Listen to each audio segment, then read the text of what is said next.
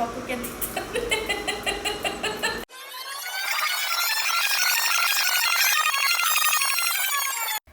Hi hello ನಮಸ್ಕಾರ, welcome to my mini vlog. ಇವತ್ತು ಸ್ಕೂಲಲ್ಲಿ ಏನೋ ಅಷ್ಟು ಕೆಲಸ ಇರಲಿಲ್ಲ ಅಂತ ಹೇಳಿ ಹಾಗೆ ಹರಟೆ ಹೊಡ್ತಾ ಕೂತ್ಕೊಂಡಿದ್ವಿ. ನನ್ನ ಫ್ರೆಂಡ್ ಯಾವುದೋ ಒಂದು ಅಂಗಡಿ ಬಗ್ಗೆ ಹೇಳಿದ್ಲು, ಕೇಳಿಸ್ಕೊಳ್ಳಿ ಏನಂದ ಅವನು ಅಂತ. ಚಿಕ್ಕ ಚಿಕ್ಕ ಬಟ್ಟೆ ಸಿಕ್ಕಿದ್ರೆ ಹೆಂಗ್ ಅಂತಾನೆ ಗೊತ್ತಾ, MG ರೋಡ್ ಹುಡುಗಿರು ಬರ್ತಾರೆ, ಅವ್ರು ತಗೋತಾರೆ ಇದನ್ನ ಅಂತ ಪಪ್ಪಕ್ಕೆ 2 ಪೀಸು. ನಾನು ಮನೆ ಕಡೆ ಹೊರಟೆ. 4 ದಿನದಿಂದ ಮಳೆ ಬೇರೆ ಇತ್ತಲ್ಲ, ಸೊ ಮಳೆಗೆ ಬೈಕೊಂಡು ಬಟ್ಟೆ ಬೇರೆ ಹೋಗ್ದಿರಲಿಲ್ಲ, ಅದು ಬೇರೆ ಕೆಲಸ ಇತ್ತು. ಅದು ನೆನಪಾಗಿ ಬಟ್ಟೆ ಹೋಗಿದೆ.